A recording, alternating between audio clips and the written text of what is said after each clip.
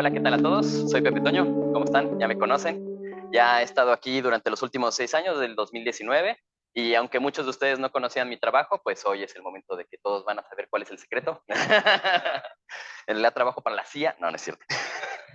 No, mi trabajo está enfocado en el procesamiento digital de imágenes. Yo soy ingeniero eléctrico electrónico de licenciatura. Empecé desde chiquito, siempre quise ser ingeniero. Me la pasaba desarmando cosas, descomponiéndolas mayormente, y ahí una que otra milagro por ahí sucedió que las arreglaba, y ya poco a poco con el tiempo, pues ya fui formándome más como ingeniero y aprendiendo ya ahora sí cómo debe de repararse las cosas y hasta hacerlas diseñadas, ¿no? Pues para los que, déjenme darle clic aquí, ahí está. Para los que no conocían el muelle completo, así se veía. En su tiempo, en el 2019, así estábamos nosotros con el muelle. Y justamente es con este tipo de vista con el que yo me inspiro a hacer este procesamiento digital de imágenes, en el que digo qué bonito se ve todo el paisaje aquí en Quintana Roo y de la Riviera Maya, con su azul celeste que ya todos conocemos, el azul turquesa, y entonces es así como comienza la inspiración. Muy bien, el objetivo, ahorita voy a trabajar, voy a explicar un poquito sobre mi trabajo de la maestría y posteriormente voy a empezar a dar un poquito de mis avances del doctorado. Para la maestría, los objetivos eran identificar manchas de sargazo que estuvieran flotando cerca de la costa, aquí en las costas de Quintana Roo, específicamente afuera de la Unidad Académica de Sistemas Artificiales del Instituto de Ciencias del Mar de la UNAM, aquí en Puerto Morelos. Y los objetivos principales es el procesamiento y extracción de las características de imágenes con playa de sargazo y segmentación del sargazo, para después hacer un seguimiento de las manchas a través de su llegada hasta la playa. Muy bien, para empezar tenemos una imagen como esta. Esta es una imagen que ya tiene un preprocesamiento a la hora de obtenerla. Como ven, no se pueden ver mucho el oleaje. Esto es porque es una imagen promedio. Esto se llega promediando varias imágenes, píxel por píxel, hasta llegar durante un breve periodo de tiempo. Este tiempo en estas imágenes vamos a trabajar con 10 minutos de promedio, más o menos. Esto nos ayuda a eliminar todo el oleaje, todo el ruido. Se puede considerar ruido el oleaje que trabajamos en las imágenes. Es como el ruido que luego lo vamos a tratar como si fueran el ruido de la televisión viejitas, donde se veían como prendiendo y apagando en blanco y negro. Entonces, para eliminar este tipo de ruido, se utiliza como un filtro paso bajas, un promediador de imágenes, ¿no? Entonces, como dice, promediamos 30 imágenes tomadas en un lapso de 2 segundos, más o menos, en este caso. Y, por ejemplo, aquí no sé si se alcanzan a ver, pero hay unas manchas de sargazo en el fondo. Y entonces lo que alcanzamos a hacer es quitar un poquito de la rugosidad de la misma imagen. También hay que hacer un trabajo de preprocesamiento para los posteriores algoritmos de clasificación e identificación. Va a ser mucho más fácil si eliminamos todas las cosas que no necesitamos. En este caso no vamos a estar analizando sargazo en la costa ni la costa, entonces eliminamos la playa con nada más eliminando esa parte, y también quitamos el cielo. Y eso nos deja con, por ejemplo, aquí en Quintana Roo tenemos pastos marinos, que la doctora Brillita les podrá explicar bastante sobre ellos. Y el problema que tenemos es que muchas de estas manchas, como pueden ver, acerca de la costa pareciera que fueran manchitas que estuvieran, no se puede alcanzar a distinguir si está en la superficie o en el fondo marino. Entonces hay que hacer un preprocesamiento de estas imágenes para poder enseñarle a los algoritmos a identificar qué es lo que ya estaba desde antes y qué es lo que puede estar, qué es lo que está modificando, ¿no? La imagen posteriormente. También a veces tenemos imágenes abajo, se puede ver como un barco. A la hora de que promedias las imágenes, lo que va pasando es que se crean como imágenes difuminadas, como si fueran fantasmas, pasando así a través de la imagen, y eso también puede meter ruido y puede afectar la clasificación. Muy bien, entonces lo primero que vamos a hacer es, después de tener este promedio rápido de 30 segundos, lo que vamos a hacer es otro promedio más grande, en donde obtenemos todo el fondo de la imagen. Esto es como como las cámaras de videograbación para seguridad, donde tú tienes un escenario y lo congelas, entonces todo ese es tu fondo. Lo que sea diferente a ese fondo es el objeto que está interaccionando con él, ¿no? En el caso de, por ejemplo, robos de así, son las personas que se van pasando, los coches. En nuestro caso van a ser las manchas de sargazo, en donde van a estar distintas al fondo. Por ejemplo, en la parte de la derecha vemos las manchas en blanquito, y en la parte de la izquierda vemos un poquito de los pastos que estaban como al inicio en negrito. Ahora que ya tenemos todo lo que se está moviendo en la imagen, también vamos a tener otros objetos que entran en discordia con él, por ejemplo, en movimiento, que cambian esas características, las embarcaciones, que se ven como embarcaciones difuminadas. Entonces, haciendo la resta de la imagen promedio del fondo con las imágenes actuales, podemos ir contrarrestando las cosas que van cambiando. No solamente vamos a observar sargazo, también se pueden observar personas. En este caso observamos embarcaciones, gotas de lluvia, también cuando llueve, eso modifica la captura, el lente, cómo está capturando la luz el lente, y entonces ven algunas deformaciones como la vemos en la parte intermedia, o incluso cambios rápidos de iluminación dentro de estos promedios y dentro de estas etapas de tiempo que nosotros estamos analizando, también van a mostrar un efecto. Entonces van a mostrarlo como si fueran un efecto de movimiento, aunque en realidad nada más cambió la iluminación, ¿no?, de la imagen. Muy bien, entonces ahora necesitamos identificar qué es sargazo, qué es un barco, qué son manchas de gotas de lluvia o qué es cambio de iluminación, ¿no? Esto lo hice comparé 3 diferentes métodos de clasificación. 2 son algoritmos clásicos, el K-means y el Random Forest, y el último es una red neuronal convolucional llamada UNet, es una de las más sencillas. Primero lo que se hace es que tenemos nuestra imagen a clasificar, que yo ya la tengo como el resultado de la resta de mi promedio de fondo contra lo que estoy analizando. Entonces, por ejemplo, en este caso es una imagen de la embarcación esta que está pasando en promedio con unas manchas de sargazo alrededor. Ahora lo que yo voy a estar haciendo es clasificar a mano por imágenes, así varias imágenes, qué es sargazo y qué es cosas que no nos interesan, como personas, cambios de iluminación, gotas de lluvia o la embarcación, ¿no? Y con esas imágenes clasificadas a mano, donde yo sé que esas están bien, entreno los algoritmos de clasificación para que ya ellos puedan clasificarme grandes cantidades de imágenes sin ser afectadas, ¿no? La bondad de que tiene el K-means y el Random Forest es que, como son algoritmos clásicos, no necesitan estas clasificaciones, hacen píxel por píxel. ¿Qué quiere decir esto? Que va a estar extraemos parámetros de color, de forma o de textura en las imágenes, píxel por píxel, cada píxel tiene un valor, y entrenamos a los algoritmos para que identifiquen estos valores en las diferentes imágenes y nos puedan dar un resultado. A diferencia de la UNet, que la UNet tienes tus imágenes de entrenamiento y tus imágenes normales, pero las redes neuronales convolucionales funcionan tratando la imagen al mismo tiempo, todo el bloque de la imagen, las convoluciona entre ellas y solitos va sacando estos análisis que nosotros podríamos hacer de píxeles por píxeles, y ahora él lo hace por bloques. Y esto nos facilita mucho porque da un mayor entendimiento a la profundidad de las imágenes.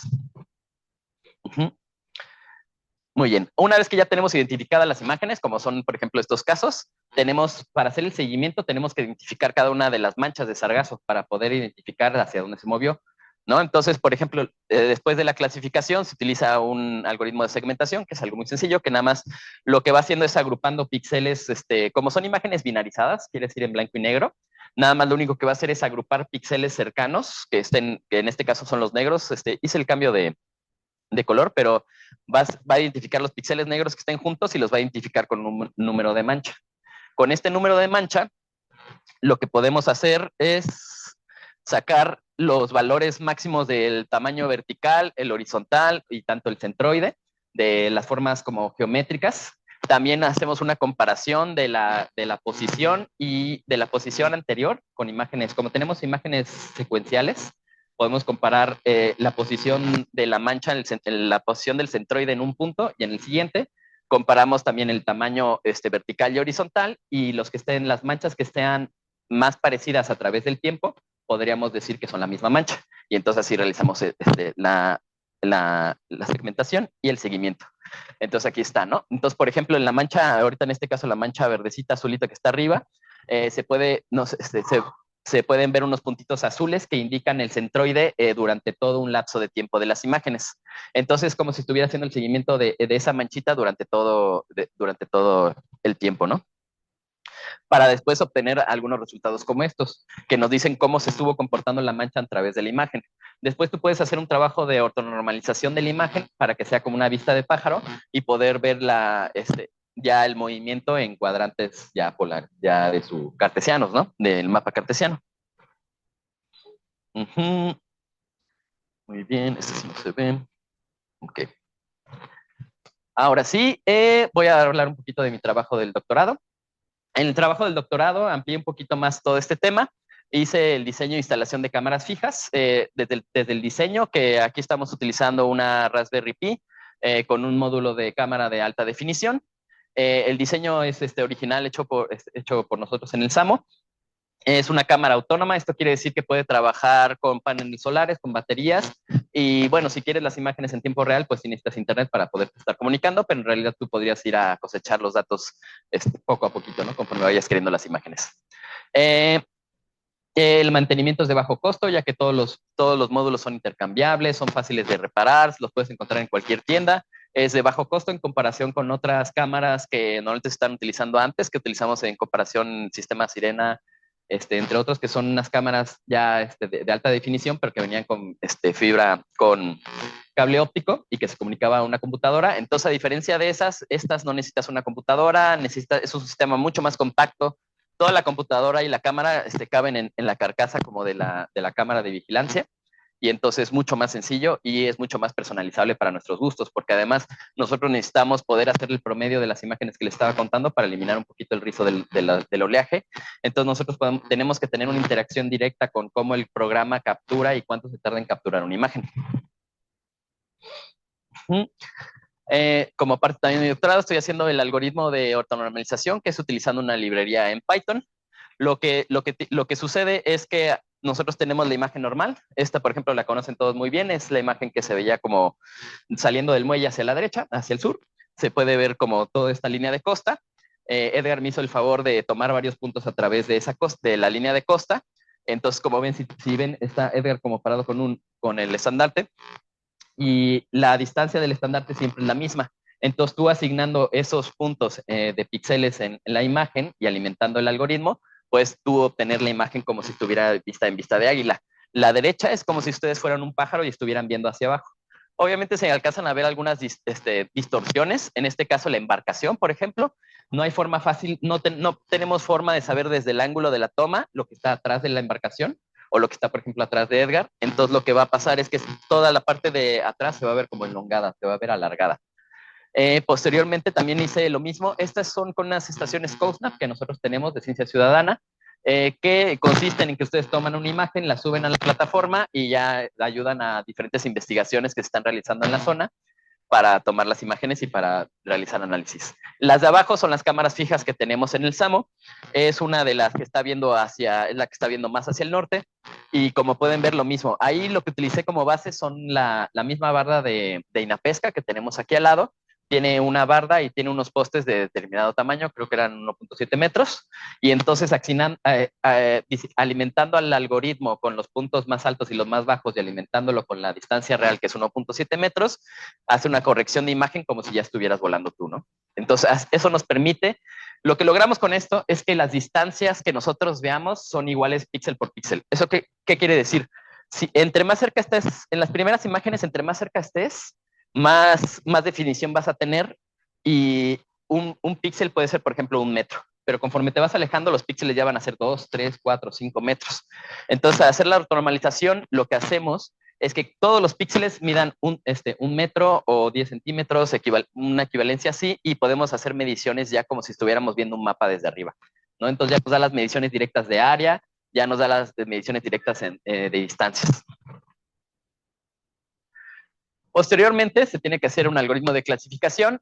Anteriormente lo había hecho para las manchas que estaban moviendo, pero resultaba mucho más sencillo porque nada más lo único que tenía que distinguir ahí eran objetos diferentes que estuvieran interaccionando muy diferentes al sargazo, como embarcaciones, gotas de lluvia, como vimos, que son distorsiones en la imagen, o cambios de iluminación. En este se tuvo que hacer otra clasificación. Aproveché que ya estaba, que ya tenía andando la UNet, y en esto nada más lo clasifiqué con UNet, y segmentamos en diferentes grupos, ¿no? Lo que nos interesaba. Aquí lo que nos interesaba desde la vista de la COSNAP, lo que nos interesa es que podemos ver el sargazo, sus diferentes etapas y la cantidad de arena. Incluso también las manchas marrones, que son el producto de los lixiviados de sargazo que se descomponen en la costa, ¿no?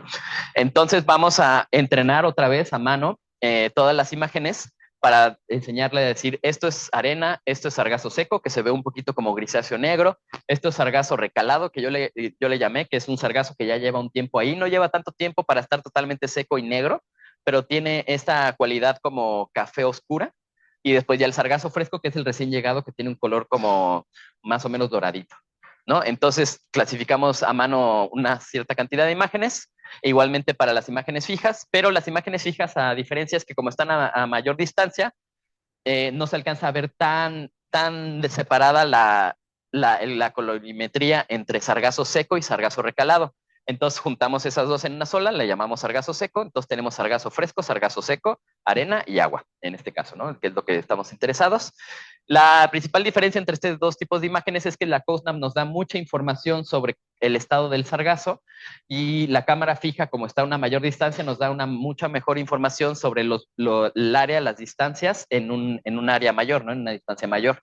Entonces podemos utilizar estas dos informaciones para hacer una generalización sobre la costa. Si tomamos en cuenta que las variaciones son más o menos parecidas, podríamos decir que tienen la misma distribución en promedio, ¿no? En estadística. De eso ya tendríamos que hacer más análisis. Para esto, para hacer la clasificación manual, diseñé un algoritmo que en Python con una interfaz gráfica que lo que me hace es que clasifica la imagen en píxeles parecidos, a un poquito lo que estábamos sabiendo con los clasificadores, los algoritmos clásicos.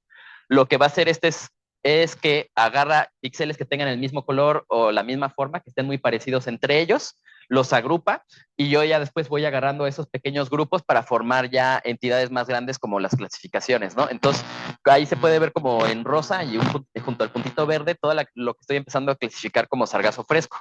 Y después de eso, entonces, con eso genero una imagen binarizada con la cual yo puedo decir, son las diferentes capas, como de esto es sargazo seco, esto es sargazo recalado, esto es sargazo fresco, ¿no? Y con todo esto ya puedo alimentar yo mis clasificadores automáticos de unit. Ahora, una parte muy importante de los clasificadores, de los algoritmos de clasificación, es que muchas veces para el entrenamiento, tanto las redes neuronales necesitan mucho más imágenes comparadas con los algoritmos clásicos, ya que los algoritmos clásicos funcionan principalmente con estadística y probabilidad, y en cambio las redes neuronales funcionan con operaciones convolucionales entre ellas. Entonces necesitan una gran cantidad de imágenes. Hay diferentes formas de atacar este problema. También para aumentar la sensibilidad del sistema, lo que normalmente se hace es rotar las imágenes, voltearlas. Con esto lo que estás haciendo es que no haya un punto ciego en tu clasificador, porque si el sargazo siempre está colocado en el mismo sitio en todas las imágenes, va a tener un sesgo el clasificador y no va a poder clasificar otras imágenes donde de repente el sargazo esté en otro lado, en otras, por ejemplo, si tomamos imágenes en otros lados, en Cozumel, en Contoy, las imágenes no van a estar siempre en este lado el sargazo no siempre va a estar recargado hacia la derecha y junto con la parte de la arena, ¿no? Pueden estar en diferentes posiciones. Entonces tú al alimentar al sistema con el sargazo en todas las posiciones posibles dentro de la imagen, pues lo entrenas a que pueda captarlo desde donde venga. Entonces, lo que yo hice después es que con estas imágenes que ya tengo clasificadas a mano, es que hice un algoritmo de separación y de unión entre las imágenes. Unión para poderlas componer otra vez nuevamente y de separación para poder crear virtualmente imágenes con sobrelapamiento para poder alimentar al sistema. Entonces, yo de una imagen que en realidad nada más tenía una imagen de 1080 por 9, creo que es, ahora voy a tener múltiples imágenes más chiquitas con las cuales puedo alimentar el sistema y eso me beneficia en dos cosas. Tengo un mayor número de ejercicios para el sistema para que aprenda y además disminuyo la dimensionalidad de la imagen, lo que me permite que pueda trabajar con sistemas que no sean tan potentes computacionalmente, porque así ya no tienes que almacenar tantas imágenes tan grandes y tiene que trabajar con esta imagen que tiene miles de píxeles, ¿no? Entonces los vamos dimensionando en partes más chiquitas. Al final es como divide y vencerás. Muy bien, las redes neuronales. Voy a mencionar un poquito la red neuronal que estoy utilizando. La red neuronal se llama UNet porque tiene una forma de U en su, como, este, sí, en su diagrama de flujo. Lo que hace es que tú tienes una entrada. En este caso, nuestra entrada van a ser las imágenes en un espacio conocido como HSV. Es diferente al RGB. El RGB, como ustedes saben, es el verde, rojo y azul. Lo que compone son los diferentes colores y lo que hace es crear las combinaciones de los colores con los píxeles, ¿no? Con la la intensidad del píxel del color que quieras. En este caso se hace una conversión de imagen y se crean tres capas diferentes. Una que indica el color, es el H, el hue. Con ese es un rango de 0 a 360 grados y va desde el color rojo, pasa por todos los diferentes colores y después retorna otra vez al rojo. Y nos da un valor entre 0 y 255, en donde 255, por ejemplo, no lo tengo claro, pero puede ser rojo o puede ser azul, ¿sabes? Pero ya está muy identificado cada píxel con un solo valor, ya no tenemos que unir los tres valores de RGB. Después el S, que es la saturación, es la cantidad de qué tan saturado se encuentra el color. Ese también es un valor de 0 a 255. Y después el brillo. que también dependiendo de la imagen, también está binderizado de 0 a 255. Estas imágenes ya en estas nuevas capas de entrada de color, las alimentamos al sistema y lo que va a hacer es que va a realizar convoluciones entre la imagen. ¿Qué quiere decir esto? Que va a estar realizando una operación de multiplicación en el rango de la frecuencia entre cada uno de ellos para poder así obtener una imagen. Se obtienen imágenes más chiquitas que después el mismo sistema parte, después bajas un nivel, vuelves a convolucionar, bajas otro nivel, vuelves a hacer la operación así múltiples veces hasta que llegas a un mínimo que tú defines, a un tamaño mínimo de operación, donde al mismo tiempo se vuelven a operar y ahora en forma contraria se van operando, ahora vas haciendo imágenes, vas uniendo imágenes, tomando más grandes y al mismo tiempo también se van convolucionando con las imágenes que tenías al principio.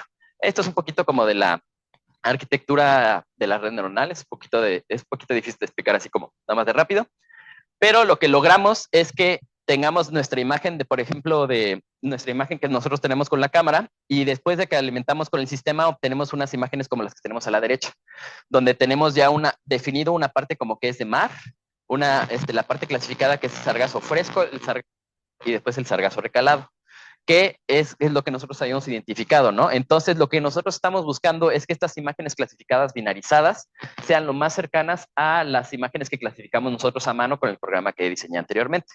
Entonces, entre más cercanas estén, mejor es la eficiencia. Aquí podemos ya ver una imagen que ya fue tratada. Entonces, a la izquierda podemos ver la imagen donde se ve el sargazo, el fresco, el recalado y el seco. Y a la derecha podemos ver cómo el algoritmo clasificó este sargazo, ¿no? Y separado abajito como por sus diferentes componentes. Hay que tomar en cuenta diferentes cosas. Hay diferentes algoritmos y muchas veces de estos algoritmos y del tamaño de tu imagen de entrada y del tamaño el nivel de capas va a ser la capacidad de definición, de clasificación de cada uno de los píxeles. Entonces, por ejemplo, en este caso hace un buen trabajo en la clasificación del sargazo fresco, el sargazo recalado. En el sargazo seco tenemos un poquito de arena. Esto se debe a que los píxeles de arena están tan cerca, son tan pequeños las agrupaciones, que simplemente el algoritmo no alcanza a clasificar individualmente la definición de la arena. Pero es algo aceptable y se puede tomar ese error como parte también de que el sargazo seco muchas veces viene como en capas, ¿no? Entonces, simplemente es como para definir áreas. A través de estas imágenes, como no son estereoscópicas, es muy difícil calcular volúmenes. Entonces, con esto nada más, seguramente podemos inferir volúmenes tomando varios datos estadísticos y haciendo análisis, pero con esto directamente y haciendo la ortonormalización, nada más podemos tomar áreas de cobertura. Hay que tener mucho cuidado con eso.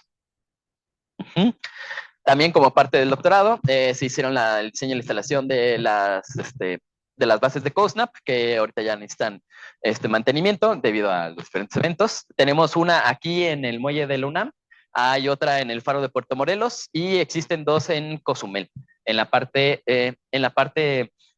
más de Cozumel, en la costa este, donde está parte de toda la parte más rocosa de las áreas de Cozumel, donde las personas pueden ir a tomar una foto, subir la imagen a la aplicación COSNAP y con eso nosotros vamos a obtener esas fotos y vamos a alimentar nuestros algoritmos para obtener información sobre la cantidad de sargazo, cuándo viene y cuándo va. Y ya sería todo. Aquí está algunos agradecimientos a todos mis amigos, a todos los compañeros. Muchas gracias al SAMO principalmente, donde colaboré desde el 2019, cuando yo llegué de una colaboración entre Instituto de Ciencias del Mar, Instituto de Ingeniería y Conavio. Yo al principio llegué así, después ya empecé a estudiar la maestría, posteriormente otra vez me puse de colaborador técnico y ahora ya estoy estudiando el doctorado y así pasaron 6 años. Aquí pueden ver algunas fotos de algunas personas que se veían juntos. Y aquí, muy bien. Y eso sería todo.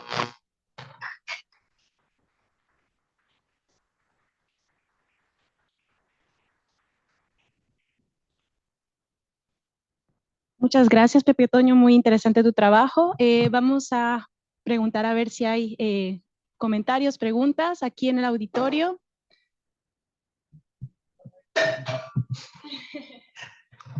Hola, Pepe Toño. Hola. Muchas gracias por tan bella y exquisita presentación. Yo tengo una duda con respecto a al modelo a la red neuronal, Ujú, dijiste que son varias imágenes para el entrenamiento. ujú. ¿Cuántas son las suficientes para que te den pues Depende, los rangos de clasificación que tú estás esperando? depende mucho de lo que quieras clasificar. Por ejemplo, si tienes un fondo blanco y estás clasificando frutas, que son muy diferentes entre ellas en forma, en color, no vas a necesitar tantas imágenes como yo necesité para distinguir entre diferentes tonos de sargazo, ¿no?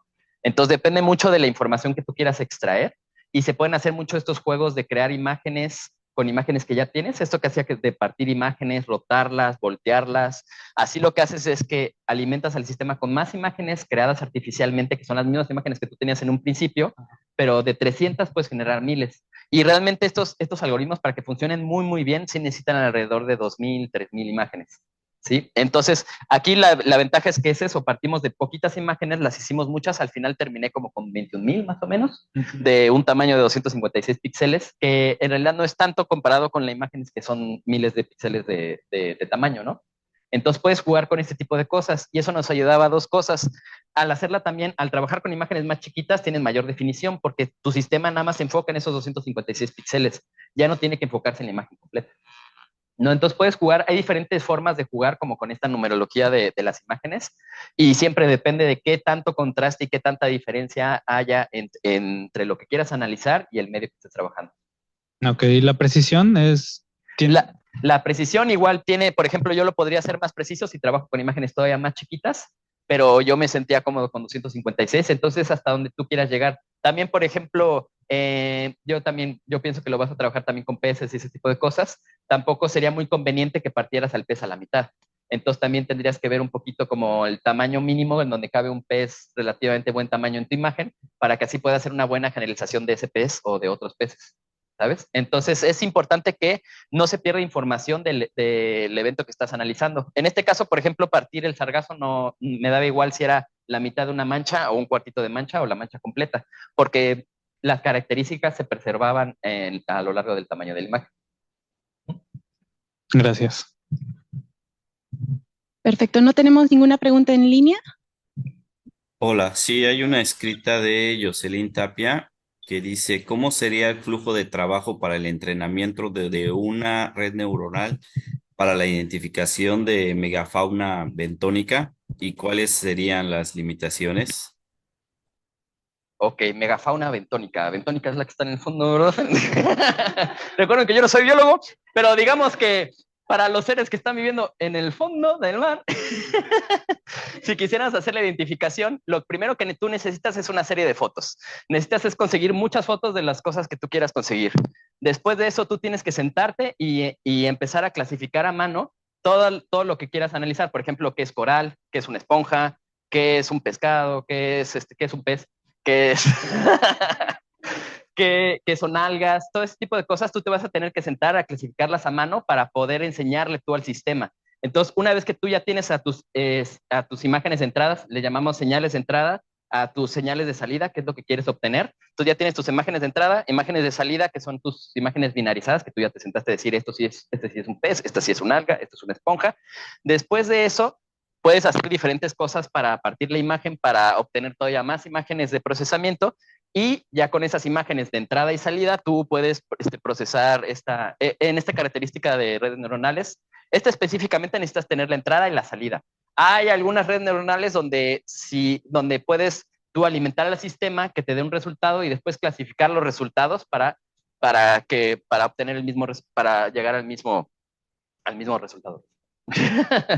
Pero esos son redes neuronales no supervisadas. Aquí estamos haciendo una clasificación supervisada en donde yo le estoy enseñando exactamente lo que quiero obtener. Y entonces, después de todo eso del entrenamiento, tú ya deberías de poder alimentar a tu sistema y que solito te saquen estas informaciones que estamos obteniendo aquí, por ejemplo.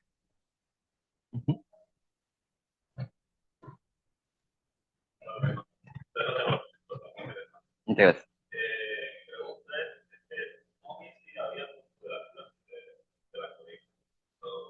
¿El qué, perdón? El accuracy. De estos todavía están analizados, pero tengo, por ejemplo, estos de la maestría, en donde vemos que, por ejemplo, el K-means lo único que hace es distancia de promedios en diferentes características de los píxeles de la imagen. En cambio, el Random Forest hace un análisis más como de árbol genealógico, por eso es Random Forest, en donde se va partiendo dependiendo de los niveles de las características, va tomando una decisión. Entonces se vio que tiene una mejor definición el Random Forest al promedio, pero la UNET todavía tuvo una mejor precisión en elementos más, más específicos, específicamente en el barco. Puse esta imagen porque específicamente el mayor problema que tenía era con la embarcación. Como era un evento como fantasmal que tenía un poco de características de todo, quería ver cuál era el que hacía mejor trabajo en eliminarlo de raíz. Y el único que fue capaz, debido a la forma y a la forma en la que estaba trabajando, fue la UNET, ya que como dije, este trabaja por bloques y los otros eran clasificando los parámetros de cada uno de los píxeles. Bueno, muchas gracias. La otra pregunta que te quería hacer era, ¿no valoraste utilizar, bueno, usaste la UNET, pero no valoraste usar otra red neuronal donde pudieras, ya que a medida que puedes modificar sus capas internas, puedes aumentar la precisión de la clasificación que quieres hacer? O sea, ¿valoraste hacerlo o planeas hacerlo en un futuro? Sí, valoro. La principal razón por la que yo utilicé la UNET es porque es realmente una de las redes neuronales más básicas. Tiene pocas capas. Las operaciones que realizan no son tan complicadas en comparación con otras redes neuronales. Necesitaban menor cantidad de imágenes para hacer el procesamiento, que eso siempre ayuda bastante. Entonces, y principalmente el enfoque de todo esto es que se pueda entrenar lo suficiente para que después una unidad de baja potencia como una Raspberry Pi o algo así pueda clasificar las imágenes. Entonces no me vale a mí trabajar con algoritmos muy complicados que me realizan la misma tarea, pero que necesiten todavía más procesamiento, más tamaños, más tarjetas gráficas, ¿sabes? Más potencia de procesamiento. Por eso yo me decidí por la UNET. Pero sí, en realidad este trabajo se pueden hacer por alguna de las múltiples redes neuronales que ahorita se han hecho. Muchas gracias. Tenemos una pregunta en línea. Perfecto. Janet Alejandra pregunta, ¿cuál es el porcentaje de error que tiene el modelo? El modelo. En las de las manchas de movimiento, el porcentaje de error es alrededor del 97% porque de las redes neuronales, debido a algunos elementos que a veces inciden en las imágenes. En esta nueva red neuronal depende un poco. Por ejemplo, en el sargazo seco tengo un más bajo rendimiento de un 93% y el sargazo fresco y recalado lo tengo alrededor del 98% de eficiencia. Todavía estoy trabajando en afinar algunas cosillas para mejorar estos parámetros y para trabajar como en el dato fino del píxel. Gracias, doctor. Gracias. Brigitta.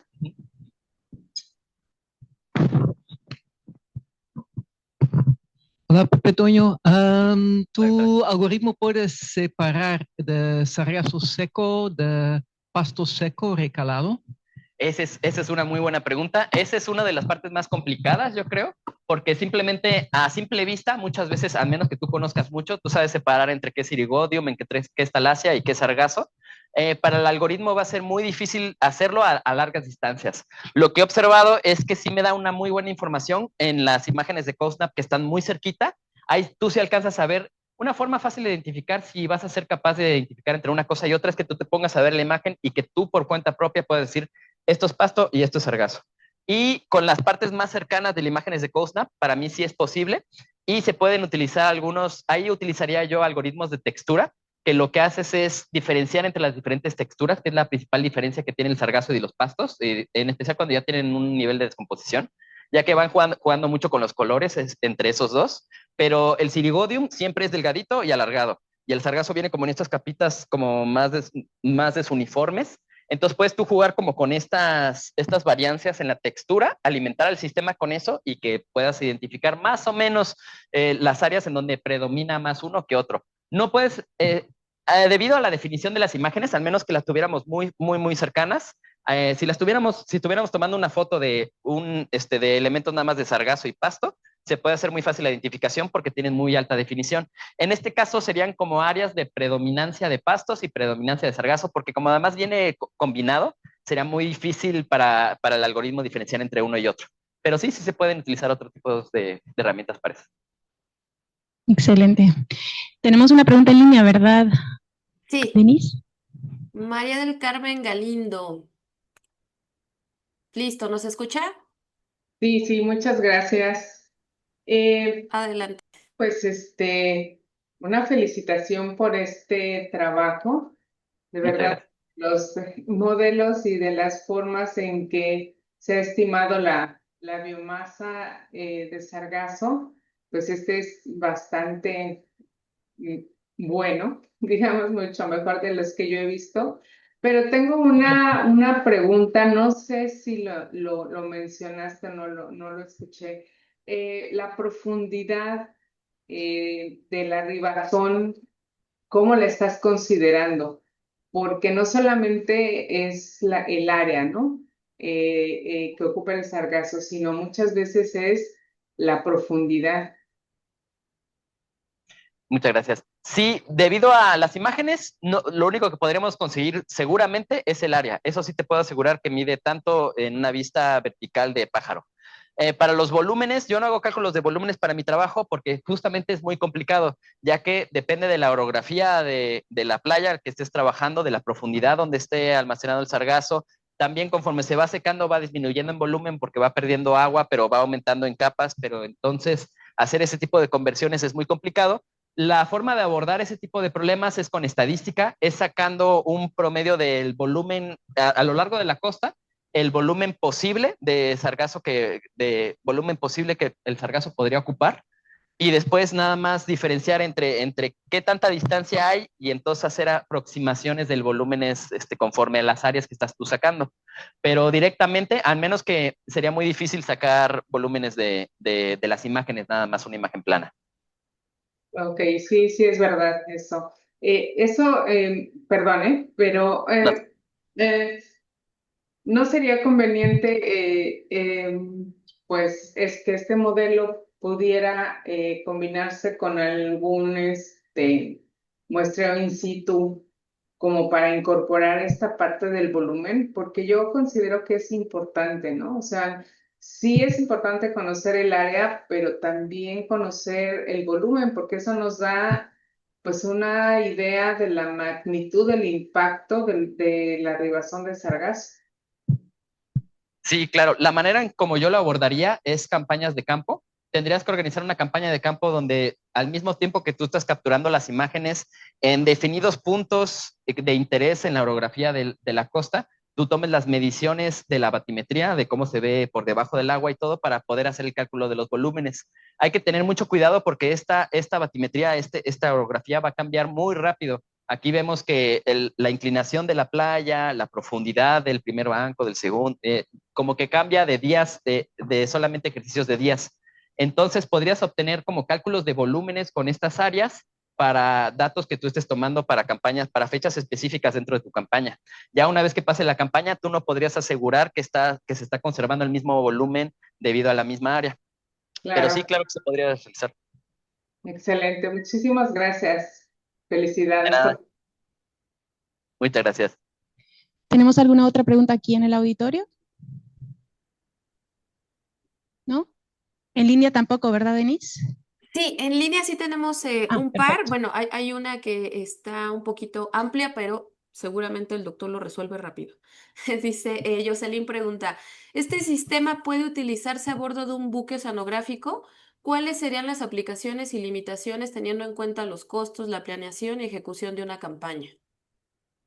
Ok, realmente en comparación con lo que ya metes a un buque, que son equipos súper caros, que ya de por sí sacar un buque ya es muy caro, eh, colocar una cámara en un punto alto de la embarcación no lo veo como un alto costo, pero sí necesitaría un preprocesamiento aparte, ya que si vas a capturar las imágenes mientras la embarcación está en movimiento, tendrías que estar trabajando con un ambiente cambiante constante, pero sí es totalmente realizable colocar una cámara dentro de un buque, tomar las imágenes y después realizar los procesamientos para poder hacer el cálculo de las áreas. Se puede hacer, solamente tendrías que estar trabajando muy específicamente con ese problema en específico. Pero sí. Ok, muchas gracias, doctor. ¿Puedo leer la otra, doctora, o hay alguna otra en el auditorio? ¿Hay alguna en el auditorio? Creo que no. Puedes leer la otra, Denise. Ok, Jacqueline Hernández pregunta, ¿qué otras aplicaciones has pensado? Aplicaciones. Tiene diferentes aplicaciones. Principalmente las que pensábamos era para hacer una notificación del estado de la costa, para saber qué tanto sargazo había. Esto puede ser alimentado como a los diferentes niveles de gobierno, en donde les digas qué playas tienes que priorizar debido a la cantidad, cuáles son las que puedes limpiar en ese día y cuáles no debido a tus capacidades. También para hacer estimaciones sobre la cantidad y el impacto que está tomando en el ambiente. También las imágenes, si hablamos de aplicaciones de imágenes costeras, hay muchísimas. Puedes hacer análisis de fauna, de tortugas, de sobretortugas, de las arribaciones de algas, pero específicamente para este problema del sargazo lo que estábamos pensando justamente es calcular las cantidades y qué tan afectada se ve la costa antes y después, y también cómo va cambiando la misma línea de costa y la dinámica costera, ¿no? Entre ellas. Entonces puedes aplicar, el sargazo lo puedes utilizar también como un indicador de dónde están llegando de la corriente de tu misma costa. Es como un elemento flotante que tú tienes visual en todo momento. Entonces puede brindar mucha información sobre el estado de las corrientes y de la dinámica costera. Tenemos aquí otra pregunta. Listo. Ahora se me ocurrió otra pregunta. Te quería preguntar, vi que usaste diferentes sitios donde pusiste la cámara. ¿Encontraste algún resultado interesante con el procesamiento que hiciste con las imágenes en los diferentes sitios? Sí, específicamente los escogimos porque tienen diferente dinámica en el oleaje y en las corrientes. Por ejemplo, en Cozumel hay grandes cambios en la línea de costa, pierdes mucha arena y ganas mucha arena con eventos muy rápidos. Y también, también en la costa de Cozumel, en la misma costa de Cozumel, es como la misma temporalidad de sargazo porque está en la misma costa este de la isla, pero entonces puedes observar que cuando aquí se va, que cuando se lava una parte del sargazo, retorna a otra parte un poquito más oscurita. Puedes hacer ese tipo como de análisis de dónde está viniendo el sargazo, si viene fresco, qué tanto está tardando en consumirse, en ponerse mal. También en la bahía de Akumal es una bahía, entonces actúa diferente en la parte del movimiento. En Akumal sucede una cosa muy chistosa que es, debido a las corrientes y debido al flujo, el sargazo entra y hay un sargazo que se queda estático, debido a que la corriente de salida es igual a la que está entrando, entonces como si no se estuviera moviendo, está estacionado ahí todo el tiempo. Y mientras todo lo demás se está moviendo, este mismo sargazo o esta mancha permanece inmóvil, ¿no? Entonces está curioso ver cómo esa parte de diferencias.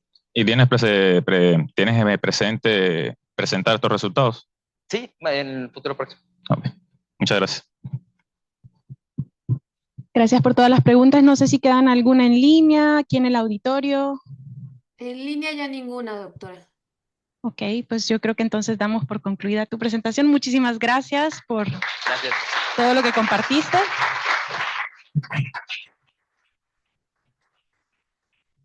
Y muchas gracias a todas las personas en línea por haberse conectado y aquí en el auditorio por estar presentes.